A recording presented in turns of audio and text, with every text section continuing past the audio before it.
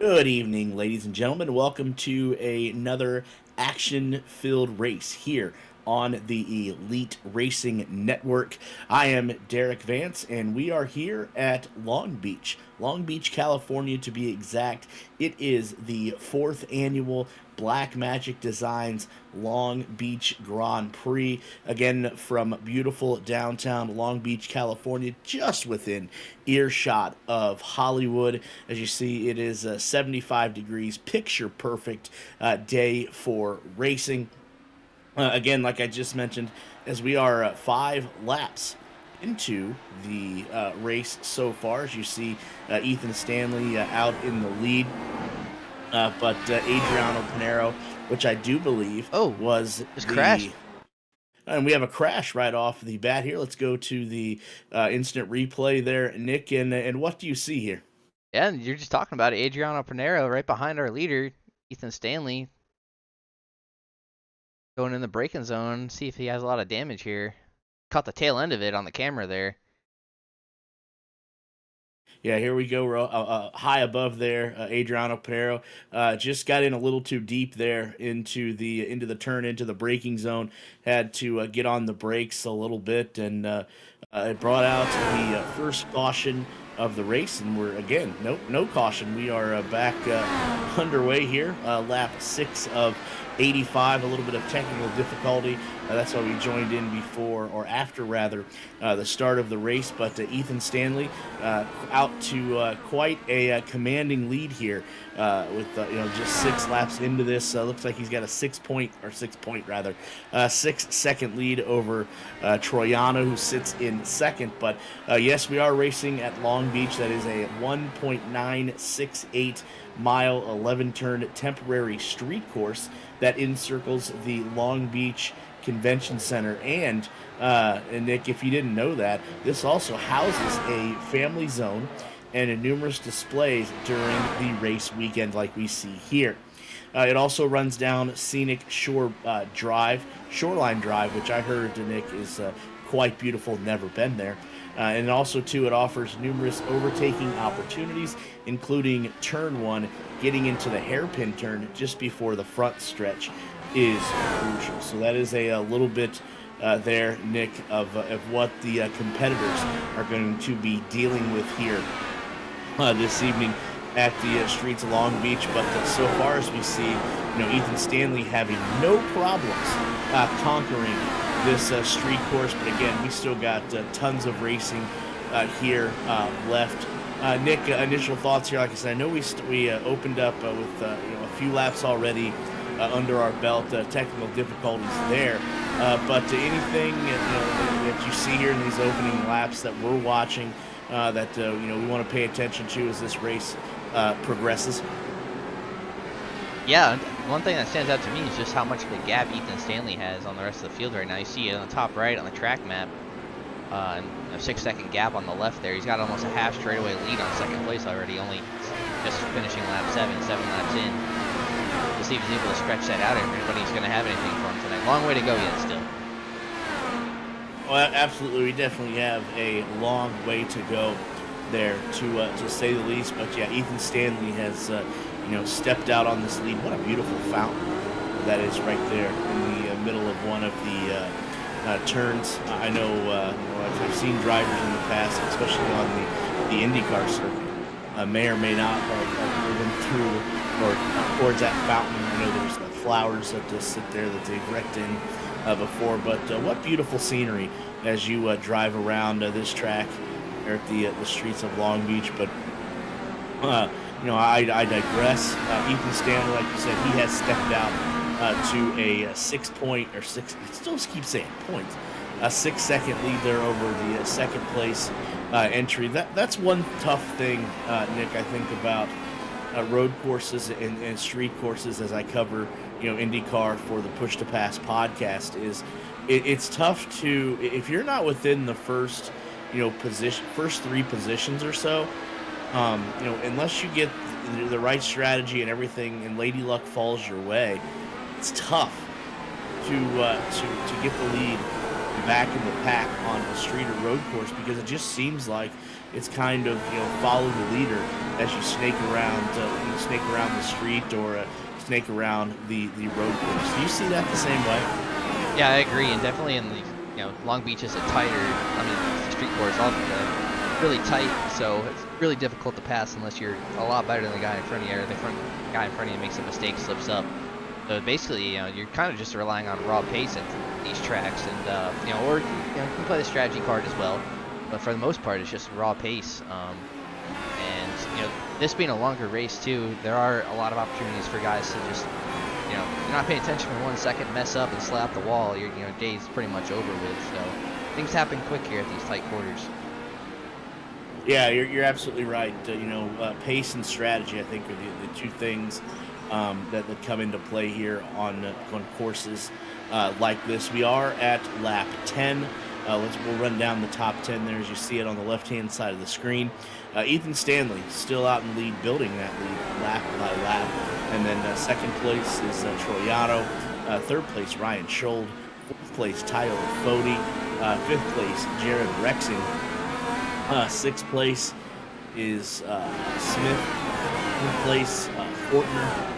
Eighth place, Adriano Pinero, who had a little bit of an accident there on lap 5 that's knocked him back some positions there a little bit.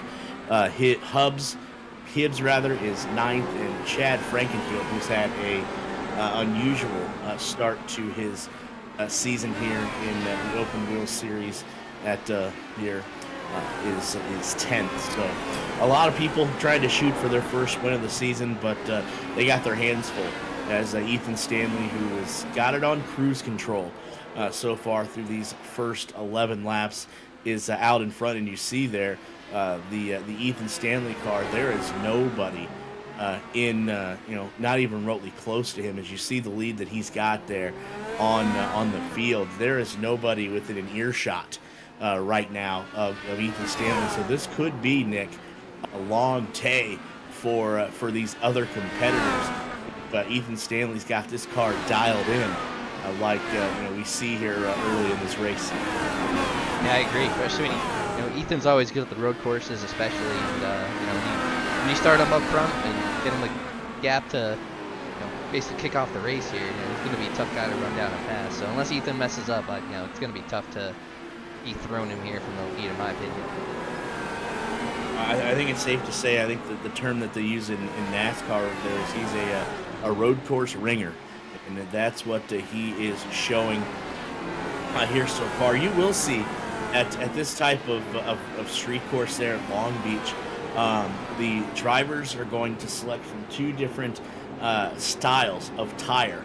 One, you have the normal black compound, the harder tire that you can run longer stints on.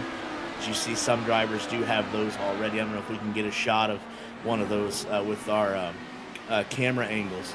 But the other compound that is ran at courses like this, and I have seen some of the cars already run them, is that softer red compound is riding on board there with Fortner there in the number 26 machine. Interesting, watch his hands, because that's what's doing all the work. Obviously, you see he's got to brake, and then get that car back straight. As you see, he's got to change gears there, right there with the toggle switches on the steering wheel. Then he's got to straighten the car back up, get on that go pedal, because this is the longest straightaway that you're going to see here. And you see the numbers there on the left are going to tell you how much feet you have left before the turn comes up. As you see, he's trying to get on the back wing of the car in front of him. And now you're going to come down. I believe this is the front stretch. If memory serves me correctly, I have raced this track before. Now it's not in, well, I guess it is in sim, but it's not in iRacing. I have done it on, I can't remember the game for Xbox One. Now it just escapes me. But they do allow you Indy cars. It's an interesting racing game. They have all sorts of cars. Project Cars 3, there we go. So they do have this track on there, Texas Indy, obviously, with the road and over there, and Long Beach. But yeah, so I have driven this course before, so I do have a little bit of experience. I'm not the greatest, Nick, of road racers, so this would be a type of race that I would probably skip because I know where I would end up. But a lot of hand-eye coordination comes to driving these street courses. But getting back to those tires, I know I kind of drifted away a little bit. You have the harder black compound there that you can run longer stints on, and then you also have the softer red compound that you can run on them, but you can run wide open on them. But Nick, those tires go away a lot quicker, so you don't want to take a long run on those because those softer red compound tires, you see that car right there in the shot has them on, are going to go away a lot faster than those harder black compound tires. So going to be interesting to see what drivers choose what tire during these stints of the race. I would assume that this is probably going to be, Nick, I would say probably a 2-stop race depending on where the cautions fall. So yeah, there we go. That's a little bit shot of the tires there. I can't quite tell from the outside as to if that is the black, if that's the harder compound or the softer compound. But I think you guys get the gist of what I'm trying to get across there. But yeah, I'm gonna say this is probably, see the brakes lock up there in the car in front of me. You see that car right there? They have the red softer compound. I gotta think that I would imagine they were gonna have to be coming in here soon because that tire's got to be going away. But we'll see here. For the most part, that's the 2 tire choices that these drivers get. And I know in IndyCar, as you see a pass right there by the fountain, you do have to, for a certain amount of laps, go on. There we go. There's a good shot of them. One car with the soft red compound, one with the harder black compound. But you do have to run one of your stints on the reds and one of the stints on the black, so it kind of makes it an even playing field for every car. As we are at lap 15, and in the leader still remains the same there. Ethan Stanley, whose lead is growing ever so slightly with every lap that we tick off here. He is now up 7 seconds on second place. Troiano, Tyler Fode, Jared Rexing, and Smith round out your top 5. So not a lot of change there. Like I said, Nick, it's kind of like follow the leader. So to say, I know there are a lot of people within the IndyCar circle that aren't a fan of road courses, just for that simple fact that there's not a lot of passing, and it's a lot of follow the leader because when there's not a lot of zones here at Long Beach where we're at this week where you can pass. Do you feel the same way of watching IndyCar that road courses don't get you as excited as ovals because, like I said, it's just a lack of passing and a lack of passing zones? I don't know, kind of mixed feeling on that. I think the road courses are exciting to watch on one hand because it's kind of less aero dependent. The ovals are a lot of air blocking and stuff like that, which is fun to watch. But it's nice to watch something different every now and then. And we talked about the lack of passing, but right there in turn 1 we saw the Hunter Smith one around Jared Rexing. Those Hunter, like you said, on that black compound, the harder compound, Rexing on that red compound. You see the yellow car right there with the red tires, maybe going backwards a little bit, tires starting to give up. But yeah, I think it's definitely a showcase a different skill, in my opinion, in the road course. Yeah, it absolutely does, and there are some drivers that do prefer the road courses over ovals, and then and then vice versa. I do know there was some news coming out today about actually Long Beach, where IndyCar will be, I think, 2 weeks from now, I think. I think it's the end of the month. At the former kart, he owned.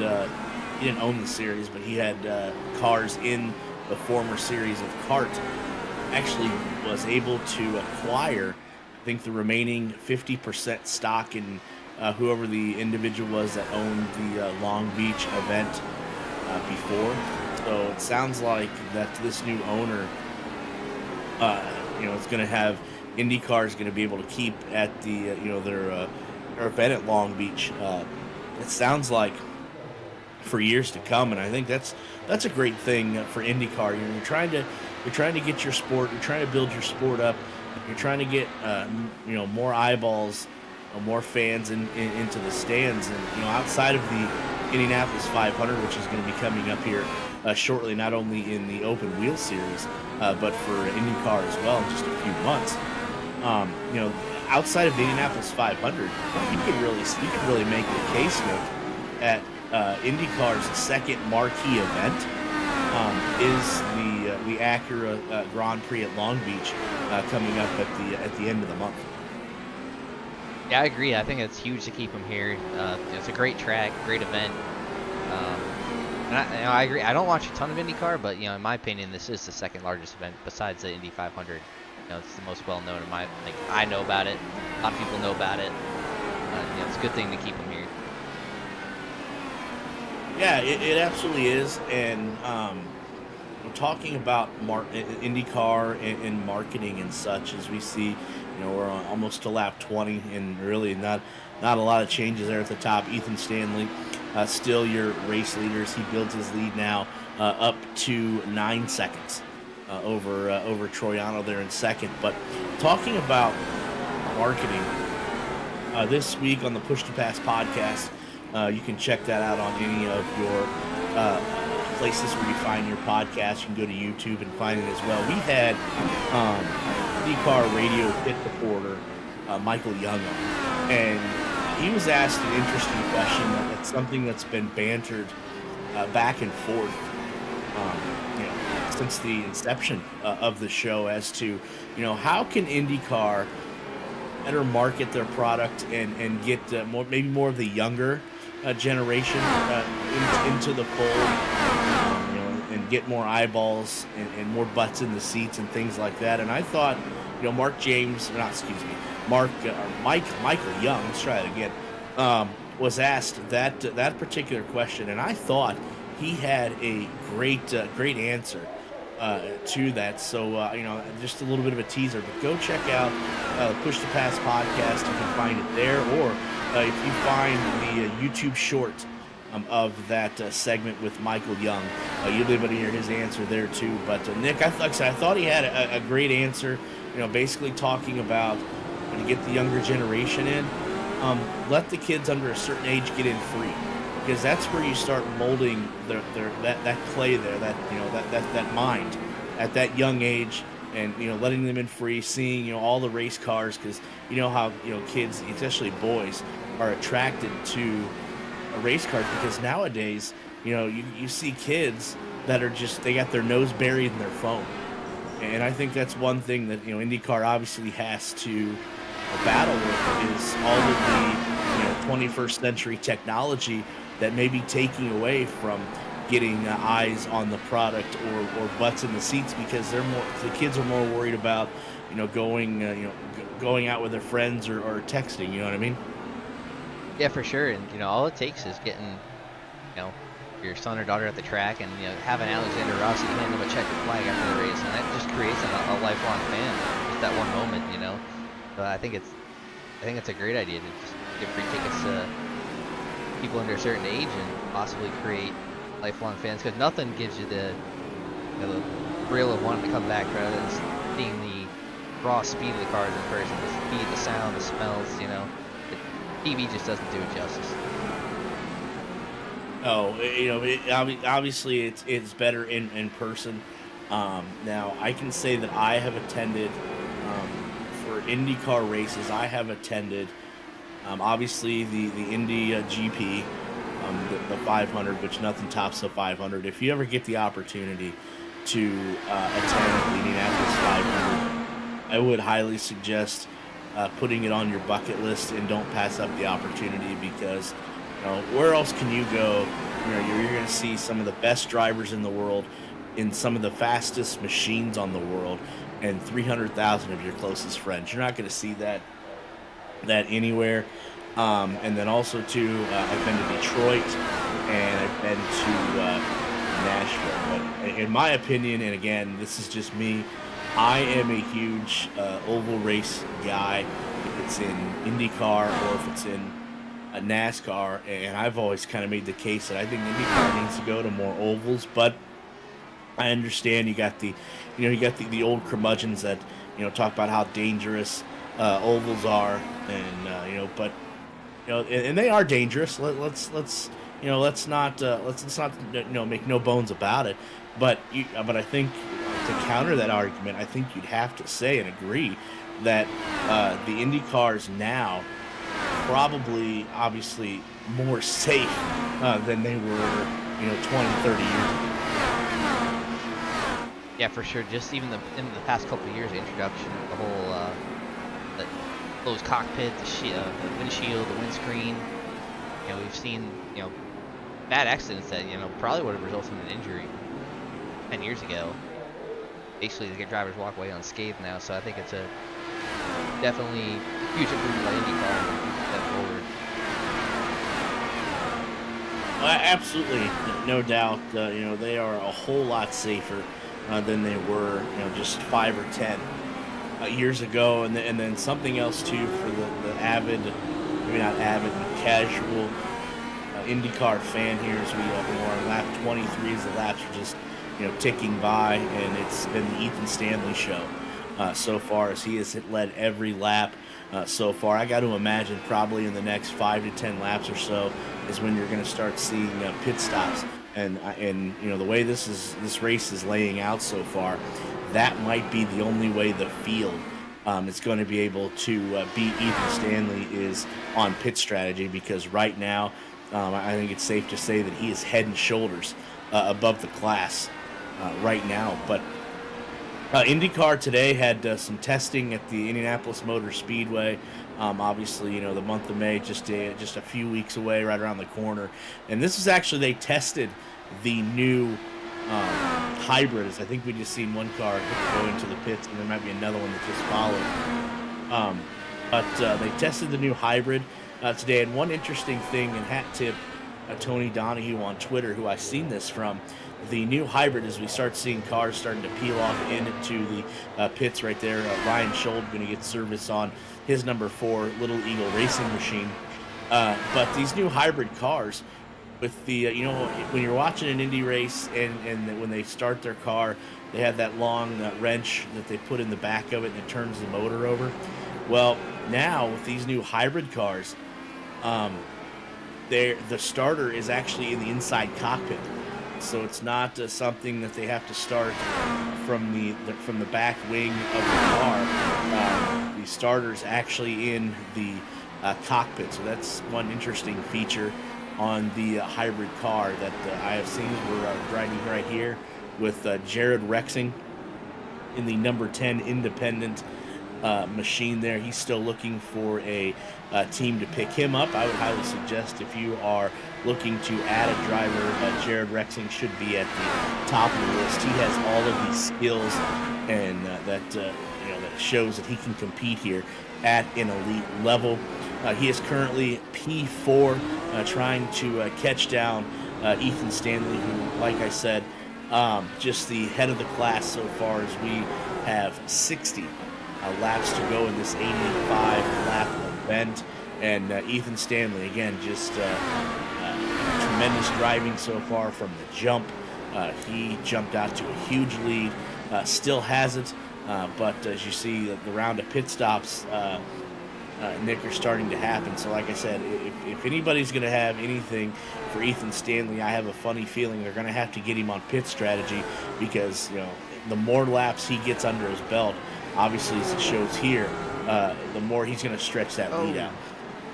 Adriano Pinero trying to pass Tyler Fode, had the position and just lost traction there coming out of that corner there, and lost another spot to Fortner. So Fode kind of holding. Oh, looks like Fode pitting right now. Oh, that was Hunter Smith and Fortner pitting. Yeah, Fode he drove up to P3 and then maybe P2, and then kind of faded with these guys, and got passed by Jared Rexing, got passed by Hunter Smith, and He's getting a lot of heat from Pinero there, and like the heat's not quite over yet because Pinero coming right back at him after that big slide. Yeah, Adriano trying to get around Tyler Foti there.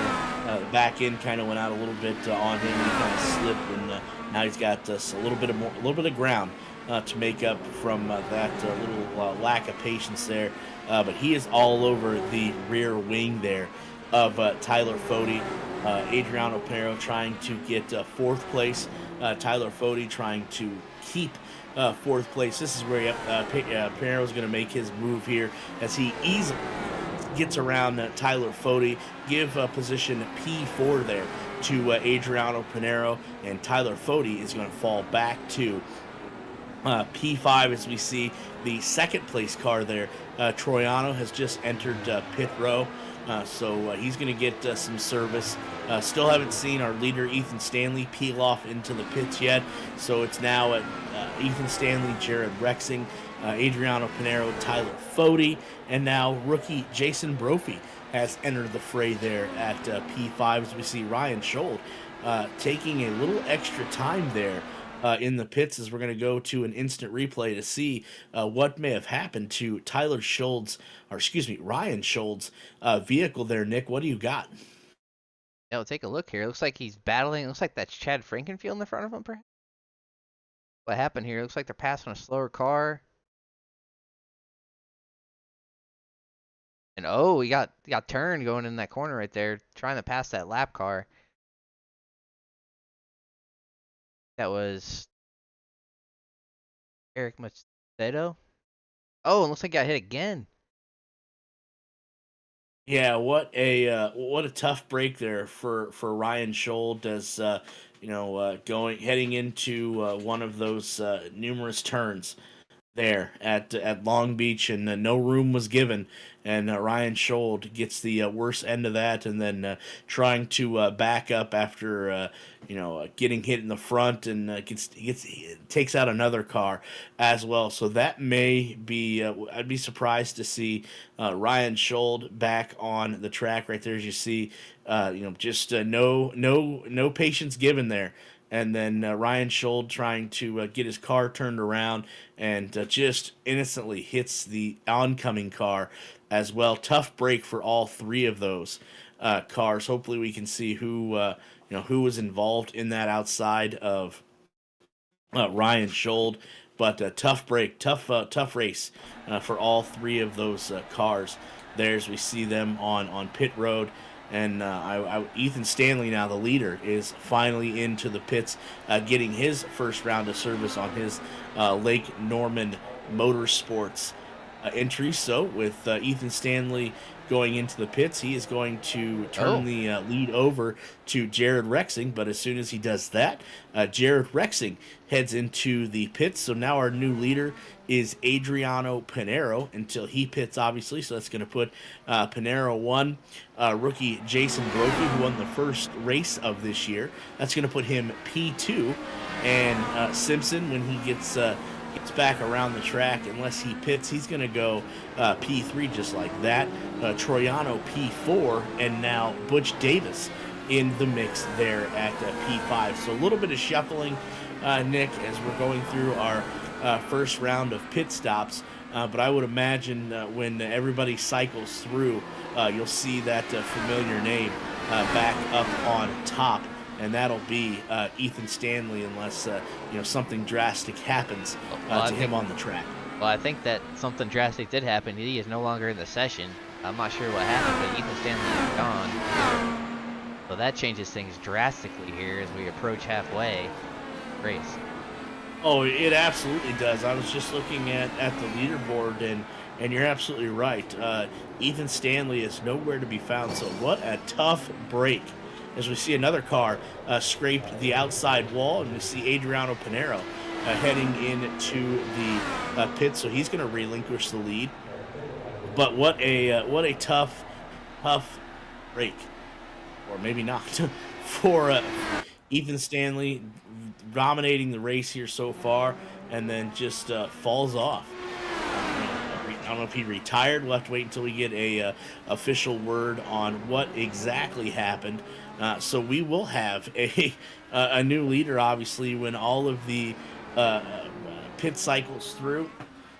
And let's see, the leaderboard is currently showing Adriano Pinero first, but like I said, he just went into the pit, so that should relinquish the lead to the second place car there of Troyer as soon as he gets around. But maybe Pinero is able to get out in front and hold off the hard-charging Troiano as we see another car heading into the pits. So we got to be completing, I would imagine, our first round of stops with just 55 laps left in this 4th annual Black Magic Designs Long Beach Grand Prix. Nick, I know we would be reluctant to say, it's not possible for us to bring such exciting races week in and week out, if it's IndyCar, NASCAR, Truck Series, whatever it is, on the Elite Racing Network without great sponsors. And I know, Nick, you have the sponsor shout-outs over there in the palm of your hand.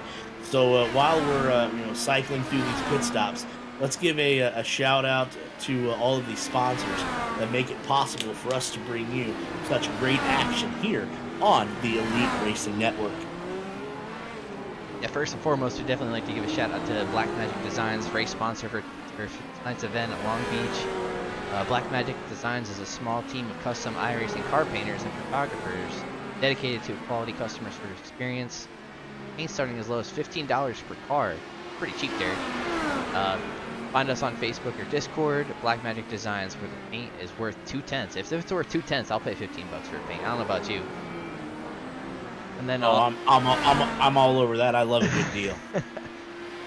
And also, the series sponsor is always Warriors for Peace, which is a foundation for changing the world to honor the beautiful life of Jack Shockley. Check them out at warriorsforpeace.org for more info. Absolutely. Gotta love our sponsors. Show them a little bit of love, because without them, obviously, it is impossible for us to bring you all of the action that we do here week in and week out here on the Elite Racing Network. Also, to Blue Egg, you see some of the sponsors scrolling down in the bottom left hand of your screen there under the timing and scoring. You got Blue Egg, and then you have Worldwide Technology Raceway. They have a little bit of racing for everybody, from IndyCar to NASCAR. I do believe that goes there. The NHRA drag racing goes there right outside St. Louis, right within the arches there. Go check out, if you're able, go check out a Worldwide Technology Raceway. Go check out a race there, and I'm sure you will fall in love with it. If you're just tuning in, interesting eyes that we have here on the network here. It is being reported, and again, I know we had the replay on it, but we weren't definitive. It is being reported that Ryan Scholl Ryan Scholl's car took out Ethan Stanley's car. Oh, let's go back and take another look at it. You might be right. I think. Yeah, let's go back to the replay. Something we missed here. It absolutely would. So let's go back and let's see if this reporting is correct, that it was the Ryan Scholl machine that took out Ethan Stanley. Let's see if we can get how close we can get here. As you see, we're on board here with Ethan Stanley, and I'll bet you that is the car that Ryan Scholl backed up into. I think you're right. We're trying to figure out who it was. I'd be willing to bet that. Let's see. It absolutely was. It was. So that report is correct. Hat tip to that reporter there. But that is absolutely right. Now we know why Ethan Stanley fell off the grid, because that was the car that Ryan Scholl backed up into. So that explains a lot as to why Ethan Stanley fell off the grid. So good reporting there, good pit reporting. Hat tip there. So getting back to the front there, Troiano is your new man at the point on the lap 34. Smith right behind him in second. Adriano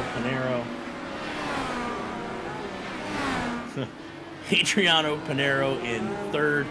Fortner in fourth, and Chad Frankenfield there in fifth. And a quote from maybe we shouldn't use that on the air, Nick. I'm just going to direct you to the YouTube chat, and I think you'll figure out what I'm talking about there. But heartbreak, I think, for Ethan Stanley is obviously he had the best car so far, but one mishap there by Ryan Scholl took out the leader of the race.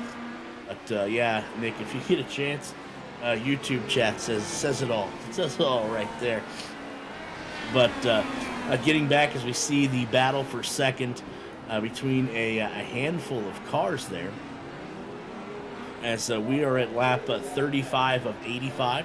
So we are exactly, we got about 50 laps left here in this fourth annual Black Magic Designs Long Beach Grand Prix. And I think with what happened earlier, Nick, with Ryan Scholl taking out Ethan Stanley, this could be anybody's ball game. But Troiano does have a huge lead there on second place, Adriano Pinero. But as you said, anything can happen. Just ask Ethan Stanley. Yeah, for sure. You know, we talked earlier about how fast things happen at this track, with it being so narrow, bumpy. That was just one of those things. You know, a couple cars spun out, track wasn't quite clear, started to roll a little bit, and the leader was coming. And you know, just something like that could just end your day, as good as it was going for Ethan. Yeah, what a tough break there. You know, obviously, like I said, he had the car. He was out in front, got out to that huge lead, and unfortunately things fell the way they did, and ends up ultimately taking out Stanley. But hopefully, Ethan's able to recover from this, and the next time that he's out on track, it doesn't rattle his confidence one bit. Troiano still on point there.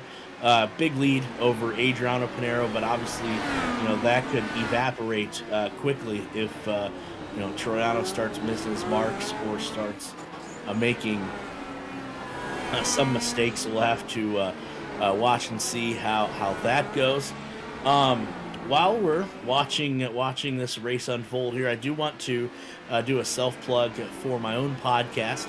As I was talking about earlier, the Push to Pass podcast goes live Tuesday nights around 8 o'clock, and I do have some huge news revolving around the Push to Pass podcast. For people that do follow IndyCar, we are bringing on full-time, as long as his schedule allows, former IndyCar driver Devlin DeFrancesca is going to be joining us weekly. So, if you're into IndyCar and you're looking for a podcast to work out to, do outside work to, it is starting to become springtime. Go check us out on YouTube or any of your podcast platforms. But huge news that Devlin DeFrancesca is going to be joining us on the Push to Pass podcast. That's Tuesday nights, 8 p.m.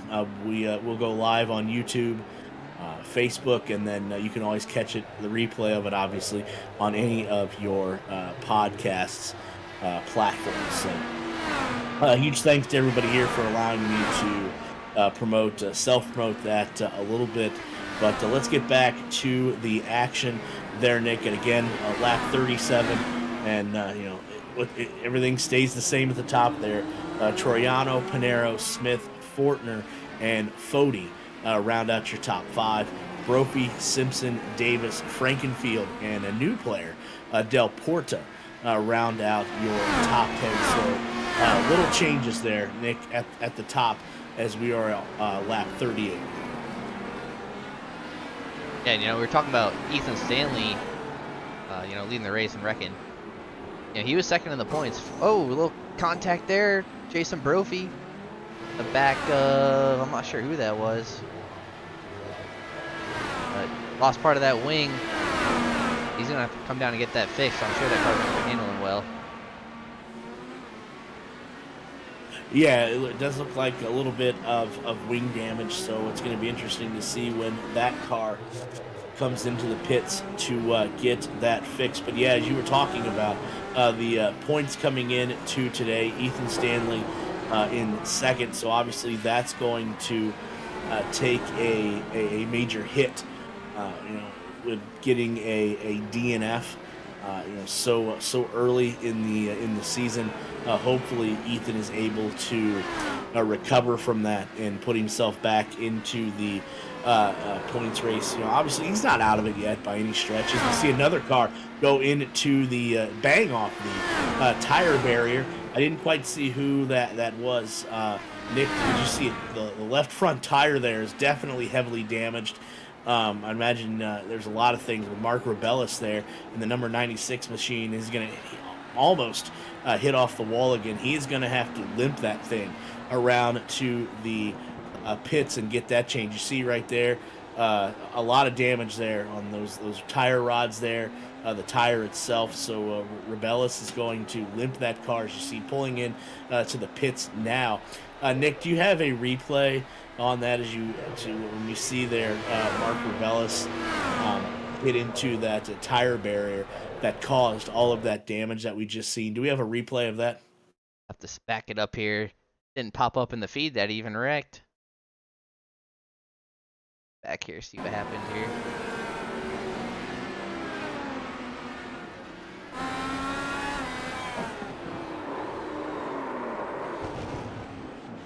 Just got in there a little too hot and maybe locked up the brakes or power slid there.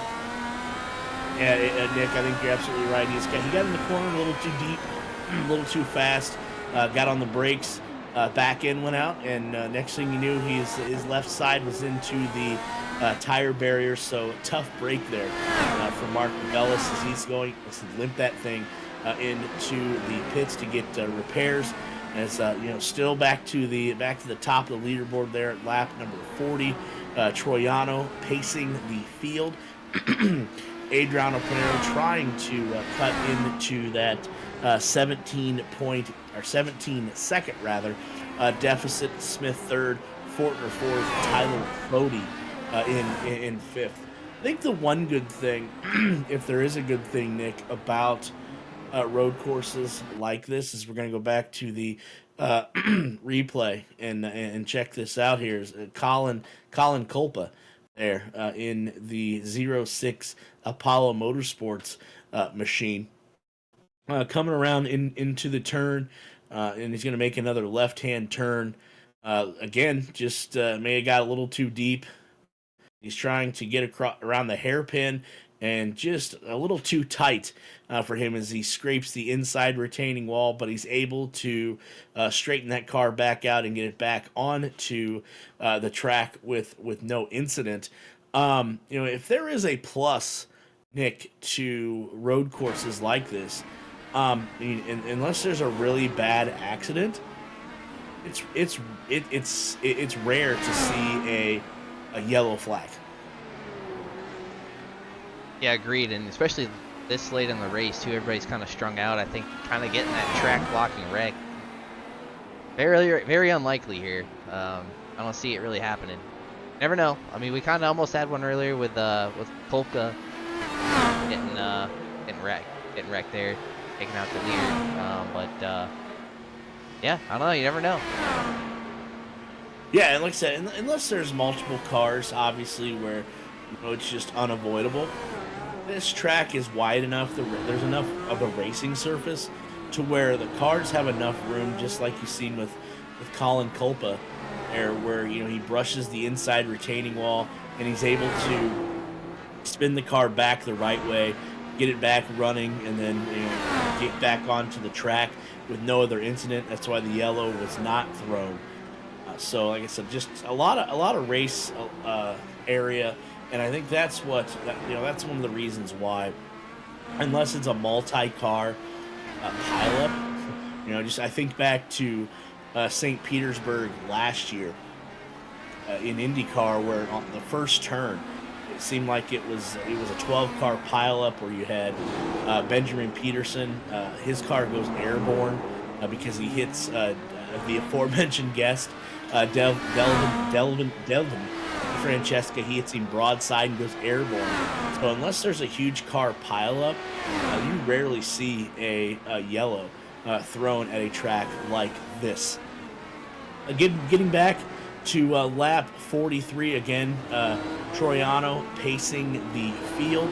He has got out to a 16-second lead as we're going to see another replay. Who is the replay this time? This is Justin Fortner in the number 26 Little Eagle Racing machine there. Like he already has problems at that point. Looks like that tire's It already does. broke. It does. I wonder where that took place at, that left front. Is it because he scraped? Well, we're looking at it here. So he's playing it back. It's tough to see with all these buildings and things in that obstruct your view. So if it happened right there, you can't see it. As you see, we're on board with Fortner above. Everything looks fine here. Let's see. Does he get any damage coming out of the turn here? Still nothing yet. May got a little wide. There it is right there. Got a little wide. Was able to. Nope. Thought he was going to correct it, but nope. He hit the outside retaining wall, and that is where the left side damage. You see the wing, or you see the front nose piece there break off a little bit. So Eric Troiano is enjoying now a 20-second lead over second place Adriano Pinero at lap 44. So Pinero, I think he's obviously going to have his work cut out for him if he's going to try to cut into Eric Troiano's lead because the laps are ticking off one by one. So we're probably going to have one more, I would imagine, pit stop left, and I think it's going to be tough for Pinero to catch Troiano with such a gap there when Troiano does decide to go in for service. Absolutely, and this is, Troiano can close this thing out. That'd be much needed points day for him. He's sitting back there in 18th in points, so he'd jump up. I'm sorry, not 18th, 17th in points. So that'd be a pretty significant jump for him if he can close this thing out with a win. Especially with guys having bad points days. Nick, are you able, and I don't know if you have the graphic or not, do you have the graphic of what the point standings look like going in to this race, or is that unavailable? I believe that's unavailable currently. Maybe we can throw them up there to see how tight this points race is, but maybe we'll get to that at next week's race. As we see here, Eric Troiano potentially catching, going to probably be some lap traffic. Let's see how the car in front of him handles this. Does he try to race Troiano to try to stay on the lead lap, or does he let Troiano skate by and continue his dominance? I believe that's Chad Frankenfield, so I don't believe Chad's going to be letting anybody by.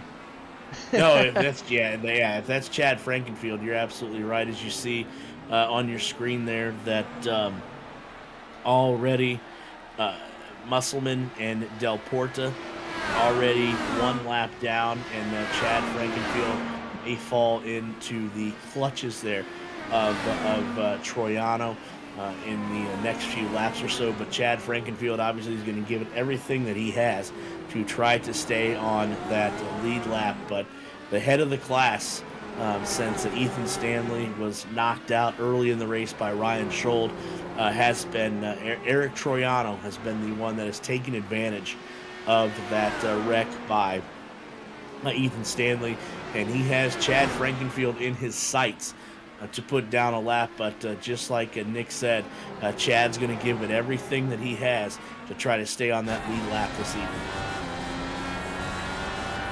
I don't think Chad's going to make this easy on him, and this just goes to show the pace that some of these guys have in this series. Chad and Ethan and Bodie and these guys aren't any slouches on the road course side. Chad about to go a lap down here. That would leave 7 cars on the lead lap. So it just shows the pace out of these top guys like Troiano and Pinero. Troiano is just coming down pit road for his scheduled stop here. Doesn't want to mess with Chad too much. He's like, I'll pit.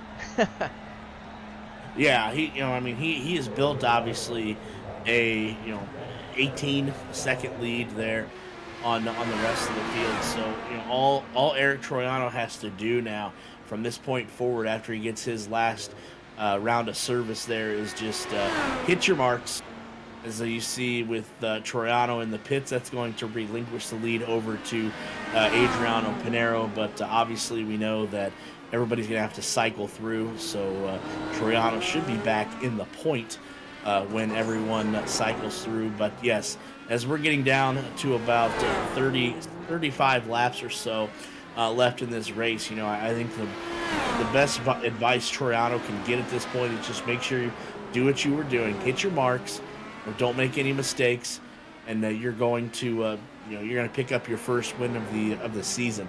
As long as you continue to hit your marks and don't make any mistakes. We'll see how that plays out as Adriano Pinero has taken the lead there from Eric Troiano, but like you mentioned, Pinero and everyone is going to have to go in to get service, and when they do, that is when Eric Troiano will relinquish the lead. I do have to mention though and maybe I didn't see this, but I do like the graphic that is up there in the right hand corner of the screen there. It just shows you how big of gaps there are in on a street course or a road course, and that can potentially happen like this, just because it's tough to pass. There's such limited passing zones on these tracks where, patience, as they say, patience is a virtue. And Nick, I think when it comes to street courses and road courses, I think those words are never more truer, that patience has to be a virtue on these type of facilities. Yeah, for sure. And, I think one of the keys here at Long Beach, like you mentioned, not a lot of passing zones. I think the key is take care of those rear tires. You got to get a launch out of these corners. A lot of tight corners here, especially in the last corner coming on the front stretch. If you can get a good launch out of there, don't spin the tires, you're going to have an opportunity to pass some of these guys. So I think that's the key passing opportunity here at Long Beach for sure, is just to take care of those rears, get up off the corner better than the guy in front of you, and hopefully don't spin the tires like he does. Yep, very much so. If you want to know how to win here at Long Beach, just keep your eyes peeled. And Eric Troiano gets back on to the point. Yes, he was he took advantage of the mishap that happened between Ethan Stanley and Ryan Scholl. He took full advantage of it, but he has made the most of that opportunity that he has given, as we see my favorite livery there, the Butch Davis number 43 STP machine. I think of Richard Petty when I see that paint scheme. John Andretti, I believe, also drove the 43 machine, but you want to talk about iconic and legendary. Nothing more legendary than seeing STP at a racing event, if it's IndyCar or NASCAR, Nick. Yeah, agreed. I think that's probably my favorite scheme on the track, like you said. That just looks so good. No matter the car, I think that paint goes to any car. Yeah, definitely can't agree more. As we are at now lap 50, so we are down to just 35 laps to go there as they run currently. Adriano Pinero is on point. Smith is second. Eric Troiano is third. Tyler Fode fourth. Rookie Jason Brophy is fifth. Sixth is Simpson. Seventh, Butch Davis. Eighth, Chad Frankenfield. Ninth, Del Porta. And 10th, Colin Pulpa. So that is your top 10 with just 35 laps to go, and last round of service for these cars. They should be coming in to the pits any moment now, as you've seen that Eric Troiano has already been in, so he should be done for the day.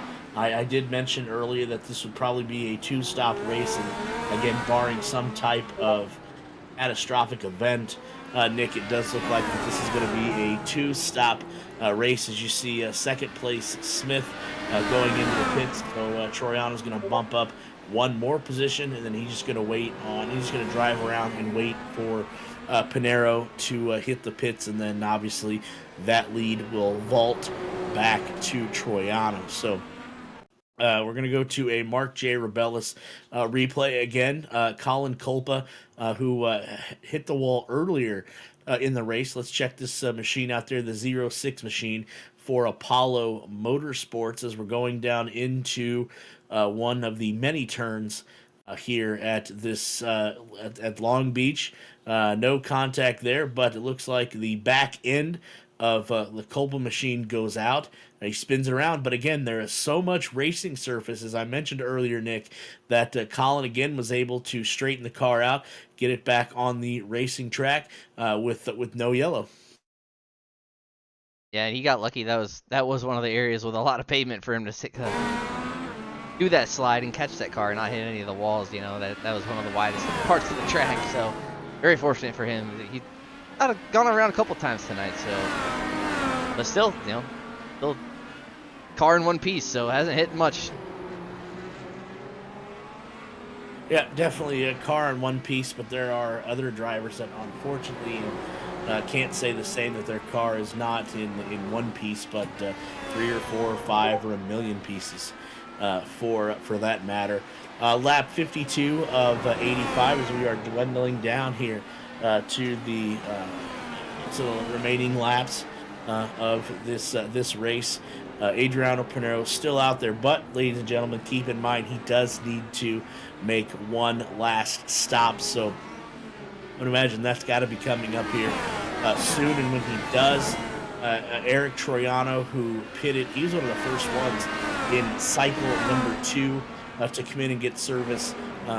He will regain the lead here when Pinero does decide that it's time to come in and get service.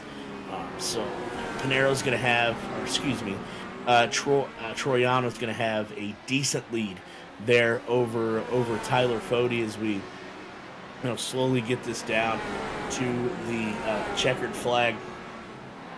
And maybe Eric Troiano will pick up his first victory of this 2024 season. You see, what a picture perfect day here at Long Beach for this race here in the streets of Long Beach. Going down obviously iconic Shoreline Drive. I've never been down that before, so I'm not sure what makes it iconic. But I would imagine if you were to talk to one of the locals there, I'm sure they would give you in great detail, Nick, what makes Shoreline Drive so iconic. I agree. It's definitely on my list to get out there for sure. I mean, I've never been on the West Coast. I'm an East Coast guy. But if I do ever get out there, that's definitely on my list to check out Long Beach. Hopefully the time of year IndyCar is running there. Yeah, that's definitely something that I would like to do too. Obviously myself being I'm maybe more of a Midwest, but born and raised in Ohio, now living in Indiana. So I don't know if I can consider myself a coast. So I think I'm more Midwest. But I can say the farthest west I've been is Vegas. So I'm right there with you that I would like to go to Long Beach, especially when IndyCar's in town. But honestly, I don't know what it is. I've just never been a fan of California. Nothing against Californians. I think they're great people. I just don't know if California would be a state that I could enjoy. I don't like being around lots of people, and I consider it lots of people like ass to elbows. You can't barely move. So maybe it's not my cup of tea.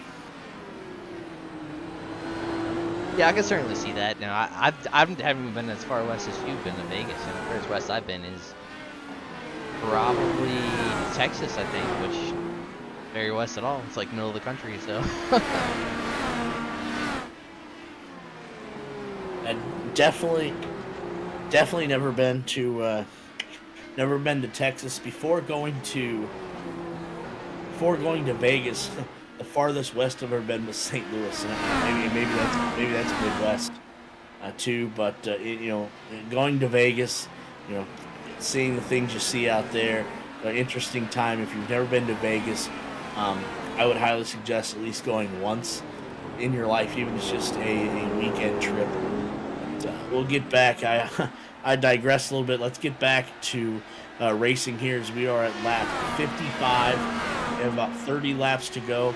Adriano Pinero still out there, but he's going to have to come in for service at some point. It's got to be soon, I would venture to say. And when he does, unless he can hold off Eric Troiano should get the lead back there, as we do see a interesting battle there for sixth place between three different cars.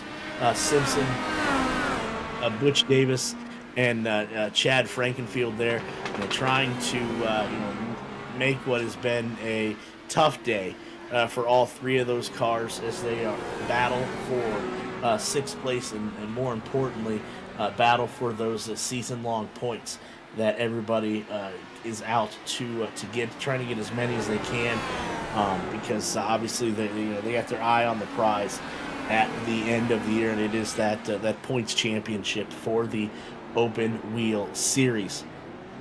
Adriano Pinero, go ahead, Nick. I was gonna say, I think this battle is gonna get pretty interesting here. Chad, a couple laps ago, is 2 seconds behind Butch Davis here, so close up. Chad's a little bit quicker than both these guys, so see able to work it. I think he has fresher tires as well, so we'll see if he's able to work his way up to sixth here and possibly crack the top 5. So a little bit of speed in that 15.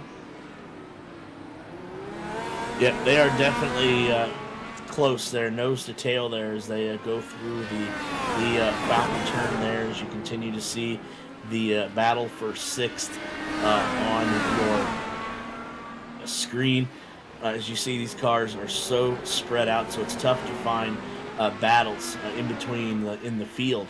But when you do, obviously you're going to focus the camera angles and commentary on what you're seeing there. As Frankenfield almost to the back wing of Butch Davis. You see Frankenfield's going to step out, and he's going to pass Butch Davis there. Give Chad Frankenfield the 7th position now. He's got his eyes on sixth position, rather. Simpson has it. Chad Frankenfield wants it, so let's see what he can do with about 23 or so laps left to see if Chad can get his positioning to getting one more spot closer to the top 5, as he is, like I said, sitting in 6th place there. Adriano Pinero still out in the lead at lap 58. Eric Troyer 2nd, Jason Brophy 3rd, Smith 4th, Simpson 5th. But Chad Frankenfield there trying to get himself aligned in the top 5. So, a lot of people calling or hoping for a yellow here, so this kind of shrinks the field up a little bit. But I just think it's going to be awful tough as we see another replay here. Eric Masse for EG Racing 83 locks the brakes up there. He was going to go into the runoff, but he's going to put that entry in reverse, and he's going to make the turn, but he just got in a little too fast and, had to apply those brakes because he obviously, Nick wasn't going to make the turn there, as we see. And very fortunate again. As I've done that, I haven't been as fortunate. I've piled that thing in the barriers down there, so good catch by him. Keep that car rolling.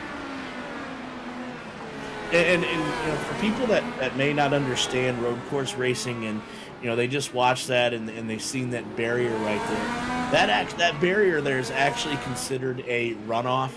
So if you do come in too hot, as we see this battle here for fourth, speaking of heat, starting to heat up a little bit, is Chad Frankenfield now right on the rear wing of Simpson. So Chad Frankenfield, elbows out there trying to pick up another position at lap 59. But runoff there's actually, again, like I said, if you get going too fast into a corner, instead of having to apply the brakes or put it into the wall or put it into the tire barrier, that runoff's there to it's kind of like a shortcut. It gets you back on the track. I know a lot of racers use that. I know it's used a lot as we start seeing more cars now getting their last bit of service. Now Chad Frankenfield slips his way up to 4th So right now, Chad Frankenfield eyeing a podium here with just 25 laps to go here at Long Beach. You see we're riding along with the aforementioned Chad Frankenfield in position P4. But yeah, that's what's there for. I know a lot of drivers, especially in the IndyCar, when you'll see in the next coming weeks when the Indy GP is conducted. That so many cars diving into turn one use that runoff, so it gives them a little bit of extra room, so they don't wreck and take the rest of the field out. As up on screen here, the battle for looks like what, ninth position, I do believe. Gets what is up on screen there between the three different cars. But yes, what an interesting scenario, Nick. If you think about it for a minute, if there was a caution, as we see another car spin out, I believe is that Colin Culpa again spinning out there. Let's see as we're coming out of Alan Stover in the number 55 AJ Autosport machine there. Just got a little too, you're going to run into the building, so we may not be able to see what caused the spin out, but he got through that unscathed. But it looks like coming through that turn, got a little too wide. Back end goes out, but again, you see all of the racing surface there, Nick, where he's able just to spin that car around, not hitting the wall, not taking out another vehicle, and has enough room to get that car back in the direction he needs to go, and then off he goes. Yeah, another one that got away lucky. There have been some not as fortunate, as you mentioned before. Alan Stover able to keep that thing rolling, get some more points. A lot of guys making their last pit stop now. Got Chad Frankenfield in the pit, so giving up that 4th place spot where he cycles out to. And I do see that Eric Toriano has gotten the lead back there with just 25 laps to go. So the last of the pit cycling should be finishing up here, as we are now riding with we were riding with the driver, but. Oh, like I said, what a scenario this would be with finally making all these final pit stops here. Everybody has cycled through, Nick, and if a caution was to be thrown, what a monkey wrench that would throw into the strategy. As we see another car hitting pit road, you see the graphic up on your screen how long it's been since cars pitted, what their strategy looks like. Like I said, I thought it would be.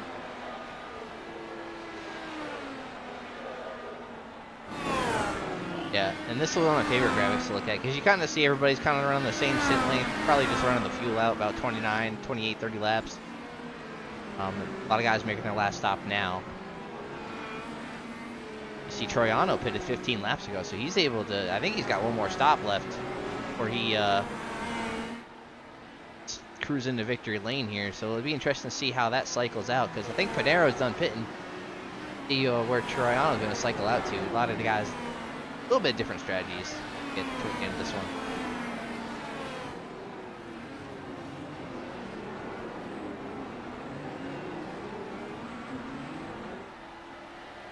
Yeah, definitely, with just 23 laps to go there, as Troiano reclaiming the lead. And I would say, like I said, I mentioned this earlier for Troiano. His focus now, Nick, is just to hit his marks. Don't do anything drastic.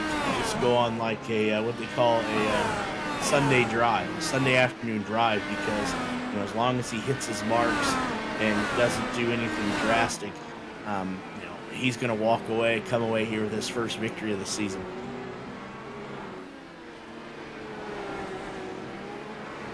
Down to 23 to go. We come down to the end of this race. We'll cut to break real quick, let our sponsor get a quick word in, and then we'll be right back for the end of this thing. Racing isn't easy, but experiencing it is.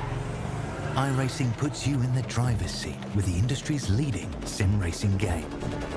Drive on laser scan replicas of the greatest racing circuits from around the world. Go head-to-head against other drivers chosen by skill-based matchmaking to ensure competitive racing at every level. Compete across all your favorite series. In officially licensed cars, engineered to deliver the most accurate driving experience possible.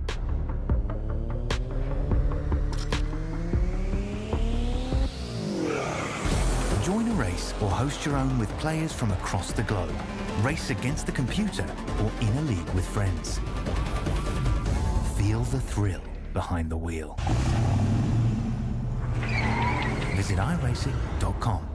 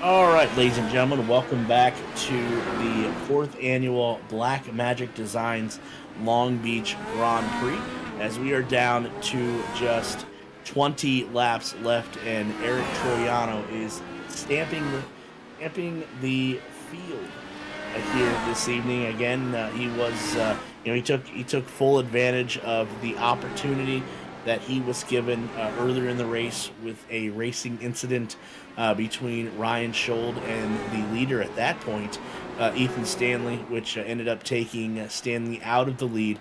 Troiano took over the lead and has basically, not looked back ever since. As you see, he has a 15-second, I think that's what that says, 15-second lead there over Adriano Pinero. You see the battle for 7th right there on your screen with Pinero and Simpson and Davis. I don't know how Pinero could be battling for 7th when he is sitting 2nd. That's an interesting thing. That's there. impressive. I don't know how. Yeah, so that's impressive that you're in 2 spots. But outside the top 5 there, Troiano, Pinero, Smith, Tyler Fode, and Jason Brophy make up your top 5. Chad Frankenfield working his tail off there in 6th. Simpson 7, Davis 8, Musselman 9th, and El Porto round out your top 10 with just 19 laps to go. While we're doing that, let's take a look at the upcoming schedule here on this open wheel series. After Long Beach, I do think we have a little bit of a break. And then we go to, as I'm waiting on the screen here to load. But there it is. Let's scroll over here and look at the remaining schedule here. After Long Beach here, there is a open test there on in April, and then towards the end of April is the Indy Grand Prix, and then following that, obviously that whole month of Indy, you have Indianapolis 500 qualifying, and then you'll have Card Day, and then the crown jewel of the Open Wheel Series, the Indianapolis 500, Thursday, May 9th. Definitely tune in for that. I don't know what's planned, but if I know Chad Frankenfield and the guys, they're definitely going to have a lot planned for that race. And then towards the end of the month of May, go to Texas, and then finish up at Gateway there on June 6th. So that is what the remainder of the schedule looks like, and can't wait to see how everything turns out here, everything unfolds, and who ends up taking home the points championship for this Open Series 2024. As the laps start to click off one by one, we have now just 17 laps to go, and it's now Adriano Pinero, wow, is in first. So issues there, Nick, on the Eric Troiano entry? Yeah, I would think Troiano was waiting on that last pit stop, so I think that's why he lost the lead there. He pit a lot later than some of these guys, so Pinero able to cycle back to the lead, and has Chad Frankenfield in front of him, and I believe that Ethan Stanley behind him. Yes, it is Ethan Stanley. So two fast cars right there. Leaders of sandwich right there. So we saw Ethan have some trouble with some lap traffic earlier, got involved in a wreck. So hopefully Pinero's able to get that thing clean for the last 17 laps here. But again, I don't think Chad's going to give it up that easy. Yeah, I think you're absolutely right. But going back to the front of the field, if Adriano Pinero can hold off here for 16 laps, this would mark his second win in the 2024 season. If you remember, a while ago, the first road course that we took part in, and I knew I should have kept that schedule up because I knew I'd need to reference back to it. But the first road course that their drivers raced on, not me, but the first course that the drivers raced on, I believe, to open up the 2024 season, if memory serves me correctly. Second one, Road America saw Adriano Pinero cruise to a victory there. So, Adriano Pinero just 16 laps away from another road course victory, marking his second victory overall in this 2024 season. And I would venture to guess, again, without having the points in front of me, Nick, that would be a heavy, huge boost to Adriano Pinero's championship effort if he's able to pick up his second win of the year. Yeah, it looks like he's sitting third right now, 50 points behind Jason Brophy. Ethan Stanley is in second between them, and Ethan, got in that wreck earlier, so he's going to fall back. So, yeah, that'd be a big points game for Pinero there. Brophy sitting back and forth, so maybe not that, a lot of points, but clawing his way back into the fight. Yeah, he absolutely is, and it's definitely he's in it for the long haul. But picking up that second win will do wonders, not only for his confidence, but his chances of bringing home that championship there. Again, Pinero, Smith, Troiano, Brophy, and Tyler Fode are your top five, with just 15 laps to go, as we are now on board. Are not on board, but we are riding along with the race leader there, Adriano. We'll go on board. See, look at that. You ask, me shall receive. Going on board around here. There we go. Going on board with the race leader there, Adriano Pinero, and the number 56 BK Racing entry.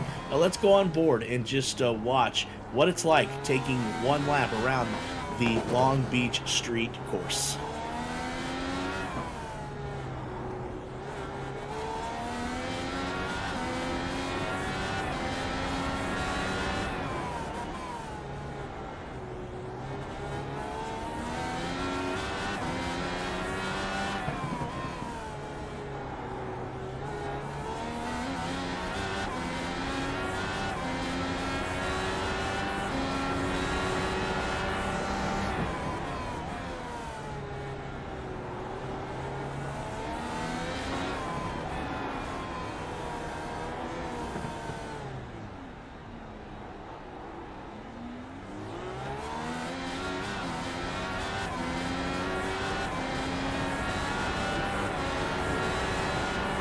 safety and put Tyler Cody a lap down there. But yeah, that turn 11, that's the toughest corner, one of the toughest corners in racing in my opinion, especially in a closed cockpit car, because you cannot see that right side of that wall. So you got to kind of judge where your car is and hopefully don't clip that wall, because that'll spin you out, cause a track blocker. Probably less of a issue here in the IndyCar where you got all the vision. But that corner's so tight, it pretty much takes the complete steering radius of a larger car. Yeah, just driving around with Adriano and watching his hands when he gets to that particular turn. I think you're absolutely right that it's basically a 360-degree turn radius. But I also remember too, as we are coming up on that turn there that you were talking about here shortly. But I also know too, from again right here it is, from driving that course on Project Cars 3, there's no difference between that turn there in iRacing and the turn in Project Cars 3. So you really gotta get on the steering wheel there, and like you said, you can't see when you're turning your car to the right. You can't see how close you are, what your depth perception is to that wall. So you just have to trust, every time you go down into that turn, that you're hitting your mark there, because like you said, you can't see the right side of that wall, and you can't judge how close you really are. Agreed. As we look back here on the battle for 8th,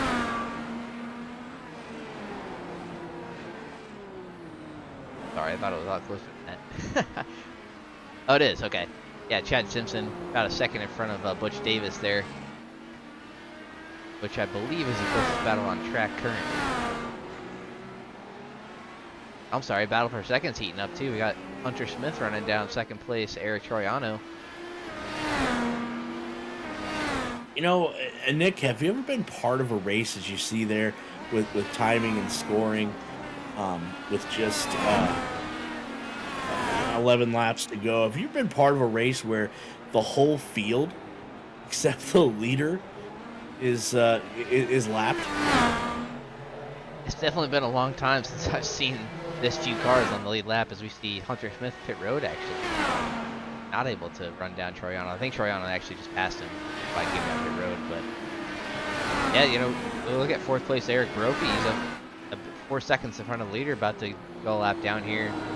Probably not too long from now. But yeah, as you mentioned, we might only have 3 or maybe 2 cars here on the lead lap at the end of this race, which is pretty wild. It just shows the pace that Adriano Panero's been putting down tonight.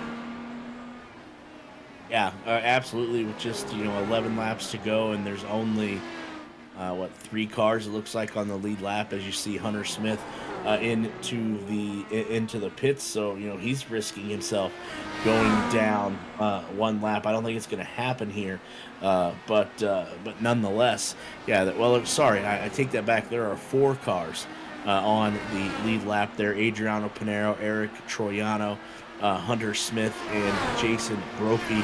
Everyone else is 1 lap down or more. Running down the top 10 again, just 10 laps left to go here from Long Beach. Panero on point, Eric Troiano 2nd, Hunter Smith 3rd, followed by Jason Brophy 4th, Tyler Fody is 5th. 6th currently Chad Frankenfield, 7th Simpson, 8th Butch Davis, as we see 2 cars turned around into the wall right there.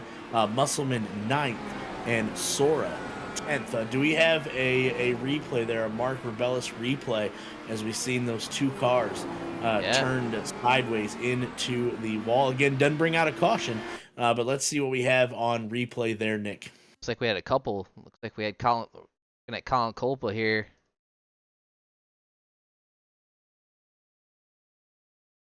Take a look at what happened. This might be one of those track blockers we were talking about. Try to get a different camera here with the buildings. But, oh yeah, looks like Colpa just loops it here. Like Ethan Stanley gets a little bit of it again. Oh, yeah, there's Ethan Stanley coming in there.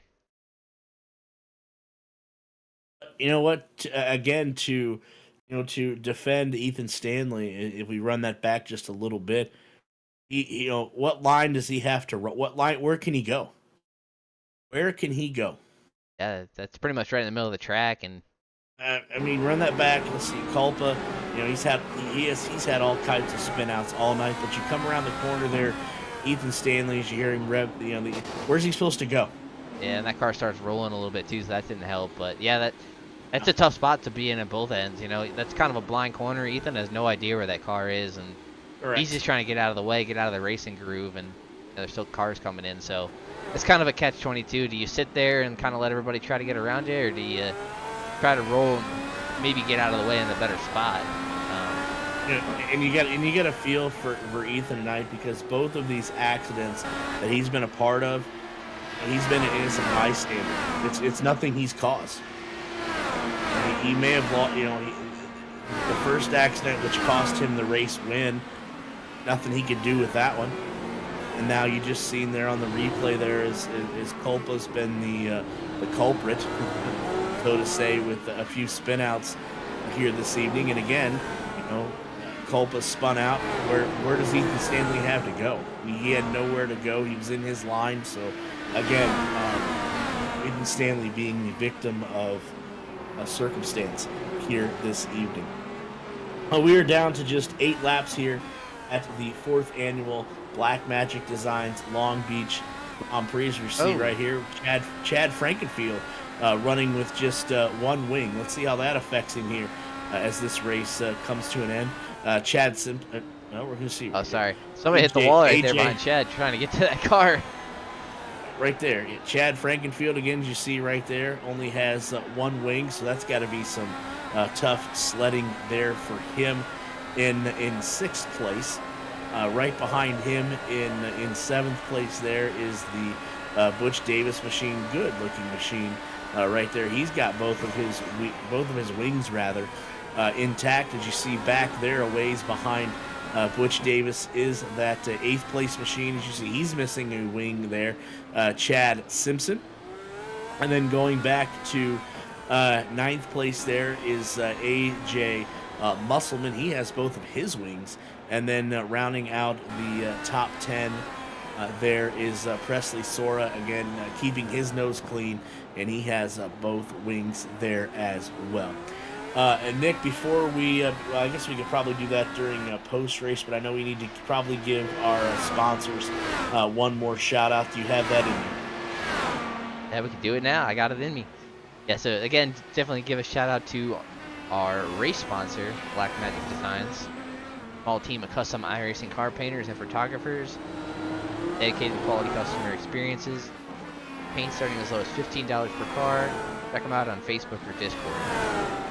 I might have to check them out because I might need some paints on here soon. So good race sponsor for tonight. And as always, Warriors for Peace, Erie sponsor. Foundation promoting peaceful change in the world to honor the beautiful life of Jack Shockley. Check them out on warriorsforpeace.org. And longtime partners, Blue Egg Marketing, Worldwide Technology Raceway. Definitely glad to have. Wow, our first caution of the race. It's really going to throw a monkey wrench into this with just 6 laps left to go. Nick, if we're not obstructed by the building, what do we have? We got Chad Frankenfield and Butch Davis maybe here. Yeah, without that wing, maybe handling came into this. And there yet.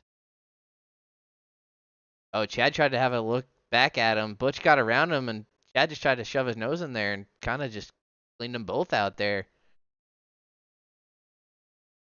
That is not a good spot to be sitting backwards.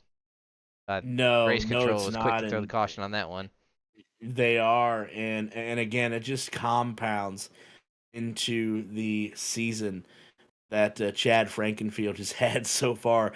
One thing after another, and you just see it right there as he goes over the top of the Butch Davis machine that brings out the first caution of the day. We'll take a look at this again. Davis gets him on the inside And then Frankenfield trying to make that pass again and again hits him in the rear quarter panel, which spins him out, spins Davis out, and then sends Chad Frankenfield up and over. And the suspension there on these Indy cars is not made, folks, to bounce on the track just like it did. So again, more bad luck this season for Chad Frankenfield. And and the reporter has it right that sometimes Chad is his worst enemy, his own worst enemy. And he's absolutely right. So we have 5 laps to go, and we are going to have our first. We're going to be part of our first caution of the race. So that's going to pack everybody back up tight. So now this is actually the opportunity, I believe, that Eric Troiano has been waiting for. Adriano Pinero got out to such a huge lead, and now with his caution, that's going to bring the pack back into fold. Again, there's only 4 cars on the lead lap. Leader Adriano Pinero, Eric Troiano, Hunter Smith, and Jason Brophy. But they're actually going to be able to see out of their windshield there, their aero screen, Adriano Pinero. So this is going to be, Nick, it could potentially be, I guess, a 5-lap shootout between 4 cars here to the end. Yeah, it's about to get crazy. A lot of fast guys. We'll see if anybody has anything for Pinero. That kind of lets Troiano get back into this. Basically, everybody's got a fresh start here. I'd imagine all these guys, actually, some of them are staying out. I thought they would come down and get tires here for a couple lap shootout, but maybe they deemed it not worth it here, pitting about 15 laps ago or so. Interesting report we're getting from downstairs that one of the pit reporters was talking to Mark Rebellis and was saying that his opinion, and again his opinion alone, that Chad had no chance of making that pass, and I think Mark may be right there. Because, like I said, Chad went up and over. Again, we talked about patience, and obviously the laps are dwindling down. But one driver's eyes says that he shouldn't have made that pass, and you can't fault Chad for it. That's racing, but sometimes you just have to take what you're given, and but we'll see what happens here. Just 4 laps left to go here. Again, just 4 laps and 4 cars on the lead lap. So it's going to be a 4-lap shootout. Does Adriano Pinero have enough to hold off these other 3 cars? We're about to see it here shortly. Nick, do you think Pinero has enough here to hold these off, or is somebody going to get to pass him here with just 4 laps to go? I think enough guys stayed out. I think he's got a pretty good cushion right here, unless something crazy happens. And I don't know. I just don't see it. I think the first car in tires back there is actually Brophy. So maybe not as big a buffer as I thought. I thought he had a bigger buffer than that. So I don't know. I think those tires might mean a little more than these guys think. I think it's wrecking under yellow back there. What the? That's going to make for an interesting replay. We see a huge pile up there. Let's see if we can get a quick replay on that pile up there. Let's see, Nick, what'd you find? Yeah, I saw that nice paint we were talking about, that 43 up in the air. So I'm not sure what happened here. Got the bridge pacing along, like a little bit of a stack up here, and I don't know. Oh, he just got run into. Victor Del Ponto? Yeah. So things went from bad to worse for Butch there, getting wrecked by Chad, and then somehow that thing was still running. But I don't think he's gonna finish this one out with that damage.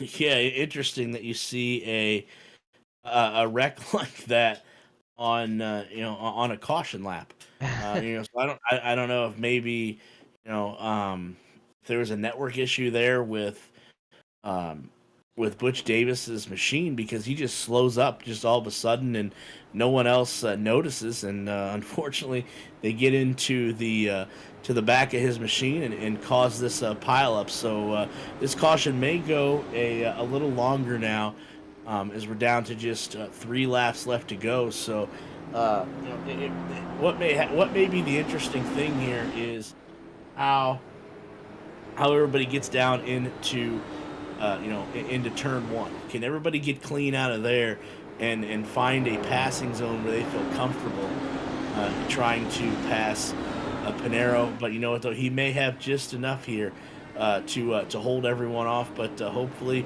this pace car is able to pull off, and we're able to see this race go under green, finish under green.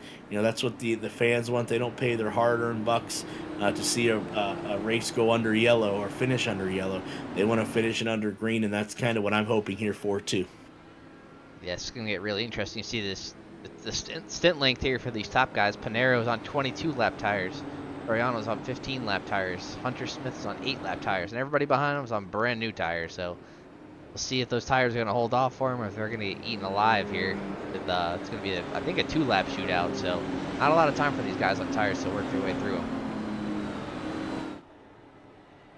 No, there's not, and you notice the top 2 drivers there, Pinheiro and Troiano respectively, are both on those softer red compounds, and with Troiano not putting as many laps on those as what Pinheiro has, that may be the advantage that Troiano needs to get around him. Is his tires just don't have as many laps on them, and they're not as worn as what Pinheiro's tires could potentially be. As we see, the pace car has backed off, and we are back underway with just 2 laps to go. What a jump Pinheiro got on the restart, but Troiano right there in his tire marks as we go down into turn number 1. Not too far behind, though. Don't forget about Hunter Smith there, sitting in the weeds as you go around the fountain.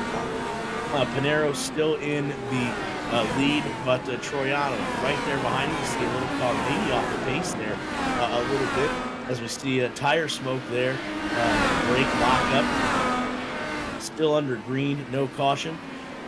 Still, Pinheiro leading, Troiano in second, Hunter Smith third, Jason Brophy fourth, Tyler Fode rather fifth, as we are just down now to 2 laps to go here at Long Beach to determine who is going to be the race winner. Pinheiro strong, still out in front, but Troiano trying to make one late last second push before that checkered flag drops. We are now coming to the white flag. Final lap here. Pinheiro in the lead. Troiano trying to do everything that he can in that machine to catch him. It might be too little, too late here, as Pinheiro kind of pulling away there a little bit as they go around the fountain for the last time. Troiano trying to pick his spot as to where he's able to pass him. Not sure he's going to have enough to catch Pinheiro, but we'll see, as he's still got a handful of turns or so left there. It is those two. They have broken away from Hunter Smith, as we see up on your screen.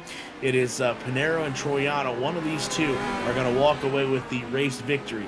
Troiano right there in the rear wing of Pinheiro, just can't quite make the pass. He's going to try to pass him there. Couldn't make it into the corner there. That was his one shot, maybe. Oh, we're actually looking at Hunter's. This is the battle for second. Sorry. Leader Pinheiro's up the road a little bit there. This is supposed to battle on track. Okay, that is the battle for second. Sorry about that, as you see Pinheiro pulling away. And this is the battle for second, as they're going to come to the line here shortly. And it looks like it's going to be Adriano Pinheiro is going to be taking home the race win. As you see there, Adriano Pinheiro, the race winner. Eric Troiano second, Hunter Smith third, Jason Brophy fourth, and Tyler Fode make up your top 5. AJ Musselman muscles his way, see what I did there, to 6th. Presley Sora 7th. Butch Davis comes home in 8th, Del Porta 9th, and Chad Simpson round out your top 10. But congratulations again to the road course ringer there, Adriano Pinero, for picking up his second win in this 2024 season. Pretty impressive, Nick. Agreed, and a great points day for him at that. You know, Jason Brophy on those new tires wasn't able to work his way through those lap cars on that last restart, so you know, a lot of points made up there for Pinero, leading some laps and getting the win.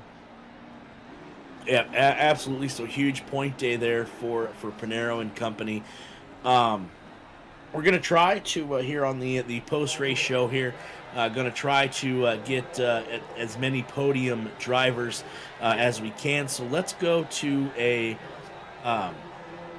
commercial, Nick, if we have that, and then we'll grab all of the podium drivers as we can. As you see right there at the start finish line, Adriano Pinero doing the famous burnout there as he is victorious for the second time in this 2024 season. We'll be right back here with the post-race show here on the Elite Racing Network. Racing isn't easy, but experiencing it is. iRacing puts you in the driver's seat with the industry's leading sim racing game. Drive on laser scan replicas of the greatest racing circuits from around the world. Go head-to-head against other drivers chosen by skill-based matchmaking to ensure competitive racing at every level. Compete across all your favorite series. In officially licensed cars, engineered to deliver the most accurate driving experience possible.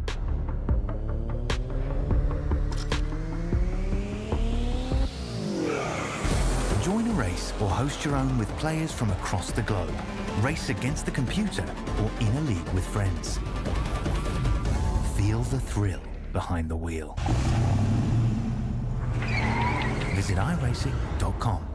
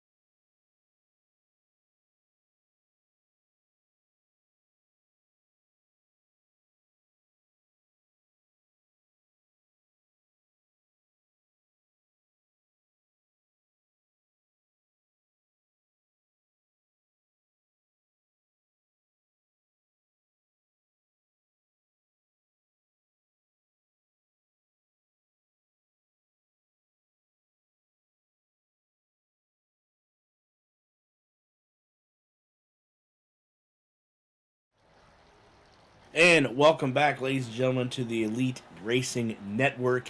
And joining us this evening, bringing home a 4th place finish, is the number 88 machine of private label Team Hype, Jason Brophy. Jason, first and foremost, congratulations on your 4th place finish this evening. Talk about your race a little bit. This was all about damage mitigation, knowing Pinero's real fast from a point standpoint, and just survival. I didn't expect to survive this race, so I kind of came in and realized there was a fuel safe and used that to just keep me from having to push the braking zones. Backed everything up. I feel like I was doing pretty well. I was happy with how I was driving. I got some damage in the middle of the race. I think somebody caught the hairpin wall right in front of me. Lap down, it happens. And I broke the right front side of my wing. Had to spend 20 laps with that. I think I maybe could have been in front of Hunter when he came out of the pits. If I didn't have that, I don't know if I'd have been fast enough to hold him off. And that caution at the end, honestly, I decided to pit. Thinking there'd be an extra lap, there wasn't, and there was a wreck under caution I got involved in, but I was happy with the fourth. Like, if you'd have told me before this race I'd have finished fourth, I'd have been ecstatic, and I am. I didn't hit anything, I didn't bounce it off the walls, even though I expected to constantly. Didn't have any issues, didn't make a mistake in the race. I'm real happy with how I drove. For me, on road courses, this is not my strong suit, so coming out of here with a fourth is like a win. Yeah, it absolutely is. Especially, just like you said, you're not, road courses aren't in your wheelhouse, so to say. The one and only caution that we had during today's race kind of bunched up the field there. Well, I guess if you want to consider it the field with 4 cars left on the lead lap. Did you feel that you maybe had a chance to get to the front there when that caution came out later? Were you just content to where you were at? To be honest, I took the tires because it was free. I don't think I'd even I don't think I'd have been able to been confident enough on the brakes to attack since I'd really been backing everything up the whole race, to try and attack anyone anyway. So I don't think I could have gotten there. I don't think I'd have had anything for anybody. I had all 9 push to pass left, and I spammed them all, and Pinero still went faster than me in the last lap. So that should tell you something. So, as I said, I'm really content with the fourth. I can't really complain. That's it. Yeah, I get what you're throwing down there. Anybody you want to shout out or speak of this evening? Yeah, private label team hype, Tommy and Ty. Thanks for letting me run with them. For them, I should say. Phil hopped on and helped me watch a fuel number at the end. We got some new paints from Cosmini and Escu, Splash and Go paints. Great paints. I really like it. So got to debut those today. Really the first race with them here. Let's see. I'm sure I'm forgetting someone, but you guys for broadcasting, Chad for putting on the league. Appreciate it. Thanks a lot. Again, Jason, congratulations, 4th place finish, and we'll see you at the next race. Thank you. That was your 4th place finisher this evening there, Jason Brophy in the number 88 machine. Nick, were you able to, next individual that you were able to catch up with and get? Yes, sir. Looks like we got 3rd place finisher Hunter Smith up here in the booth. Hunter, you got a copy? Yep, I sure do. Hunter, solid run for you tonight. Podium finish. Kind of take us through your race. Long race. I'm sure it was exhausting. Not a lot of caution laps there until the end. No, it was just an absolute, I don't know, I'm sweating though, long story short. We decided to go with the 3-stopper. I tried to do the 2-stop fuel save, and I couldn't figure it out to save my life, so I just decided to just gun it. The entire race, I didn't really focus on where anyone else was. Although it did come clear by the 3rd stop, I was actually going to have the Delta on Fody. But going out through the 2nd pit stop, I really thought Fody was going to get me. So, other than that, though, it was a great run. I had fun. Just kept the car clean.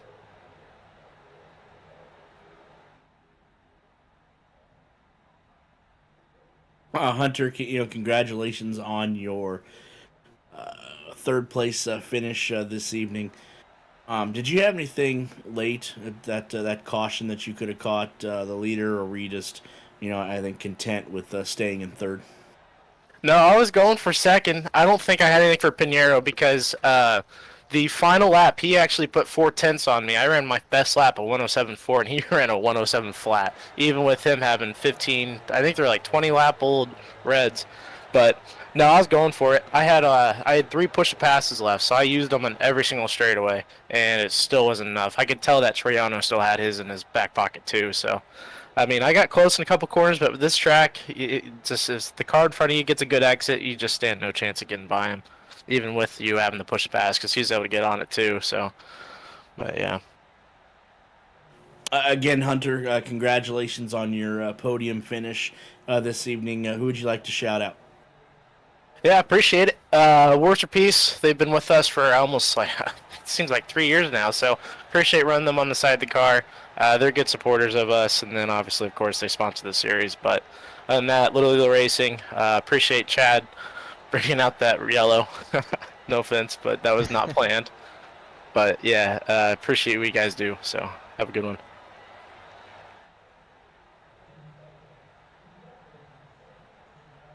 Absolutely. Thanks, Hunter, for taking some time out of your schedule there to hear from the third place finisher this evening. Nick, I think that does it for our coverage here. We will be back as I'm looking at the schedule there. I know there's an open test towards the end of April, but it looks like our next broadcast is going to be April 25th when we're back at another road course. This time, we are going to be at the famous Indianapolis Motor Speedway, but we're not going to be running the oval just yet. It is going to be the Indianapolis GP. Can't wait for that. Nick, I'm going to give you the last word and then take us on out of here. Yeah, just looking forward to it. Got a busy, next 2 races. We're going to spend a lot of time in Indianapolis. Looking forward to it. Looking forward to wrapping up as we get to the tail end of the season here. Only 5 races left. I'm sorry, 4 races left after tonight. So we're coming down to the end of the season here in early June. These points kind of get more strung out and more definitive on the championship battle here as we get towards the end of the season. I think it'll be a good one. Yeah, absolutely. Definitely look forward to what lies in store. But obviously, we're going to take it one race at a time. Huge thank you to Nick for everything that he does over there on his side. Huge thank you to everyone that is involved with the Elite Racing Network, sponsors, Blue Egg, Worldwide Technology Raceway, the who else am I missing? See, this is why sometimes I hate doing this, because I don't want to leave somebody out. I know I'm going to. Warriors for Peace, gotta thank them as well, and everyone else that is involved with the Elite Racing Network. For Derik Vance and for Nick Masse over there on the other side of the glass, we will talk to you in a few weeks' time when we come to you live from the famous Indianapolis Motor Speedway, the Indianapolis Road Course. So until then, so long, everybody.